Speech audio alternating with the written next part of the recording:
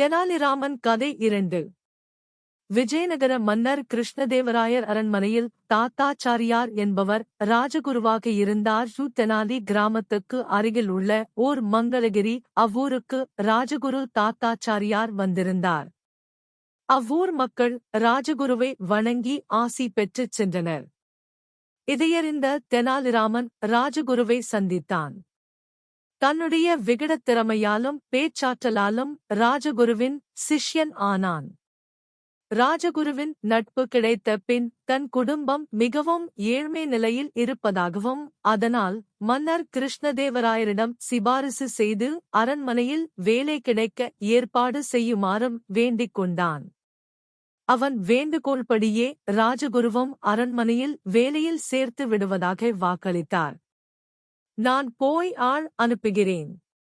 அதன் பின் நீ வா என்று சொல்லி விஜயநகரத்துக்கு சென்று விட்டார். தெனாலிராமன் மிகக் கெட்டிக்காரனாக இருக்கிறான்.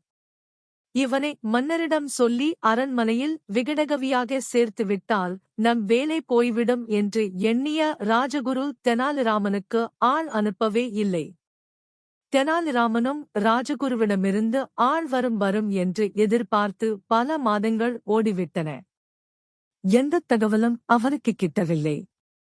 ஆகையால் விஜயநகரம் சென்று ராஜகுருவை நேரில் பார்த்து அரண்மனையில் சேர்ந்து விட வேண்டுமென்று தீர்மானித்துக் கொண்டான்.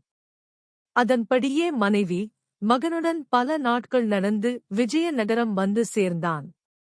பலவித இடையூறுகளுக்கிடையே தெனாலிராமன் ராஜகுருவை அவரது இல்லத்தில் சந்தித்தான். தெனாலிராமனை பார்த்ததும் ராஜகுரு அதிர்ச்சி அடைந்தார். யாரப்பா நீ? உனக்கு என்ன வேண்டும் என்று கேட்டார். இதைக் கேட்ட தெனாலிராமன் பதறினார்.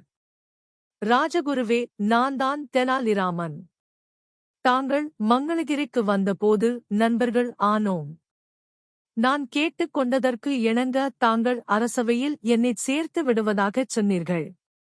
ஆள் அனுப்பிய பின் வா என்றீர்கள். பல மாதங்களாக தங்களிடமிருந்து ஆள் வராததால்தான் நான் நேரில் வந்துள்ளேன். தயவு செய்து என்னை பற்றி மன்னரிடம் சொல்லி அரசபையில் சேர்த்து விடுங்கள் என்று வேண்டினான். உன்னை யாரென்றே எனக்குத் தெரியாதப்பா. மரியாதையாக வெளியே போ, இல்லையேல் அவமானப்படுவாய் என்று விரட்டினார். வீட்டை விட்டு வெளியேற்றப்பட்ட தெனாலிராமன் பழிக்குப் பழி வாங்கத் துடித்தான். காளி மகாதேவியை துதித்தான்.